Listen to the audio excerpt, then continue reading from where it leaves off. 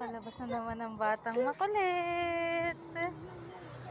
Ayan na ang batang makulit. Saan kaya kami pupunta? Sa playground o sa may NLEX? Saan mo gusto? Xylophone. Alam naman na niya kung saan siya pupunta. So, kung saan, tingnan natin kung kakanan o kakaliwa ang batang makulit. Pagdating ng kanto.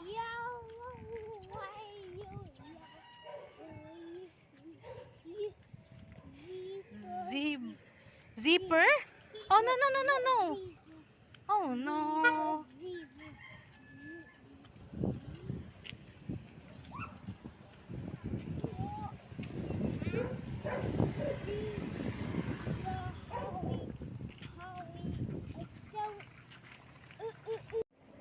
Paliko na kami. Tingnan natin kung saan pupunta ang batang makulit. Saan tayo? Ay, hindi niya alam.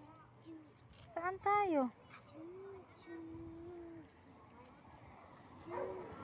Saan tayo? Where are we going? Oh, gusto niya dito. Pero kung dito kaya? Wag na. Dito na lang.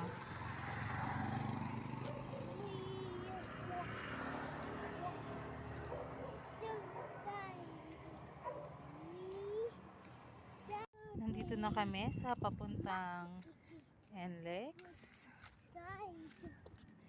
May mga nagpapalipad ng saranggola.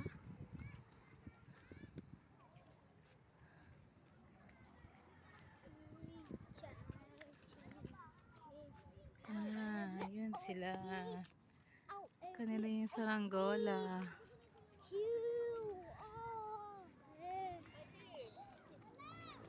At ang baby ko.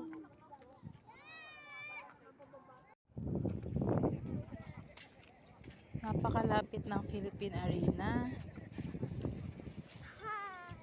Kaso, alam kong mapapagod ako pag pumunta kami dyan dahil tamad siya maglakad. Mapapakarga yan.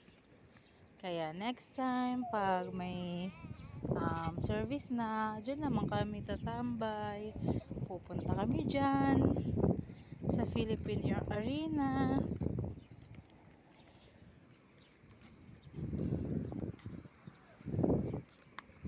Beautiful scenery.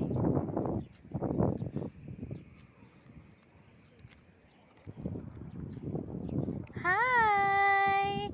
Hi, Rich Jill! Hi! Ba't ganyan na naman ang mata mo? Ha?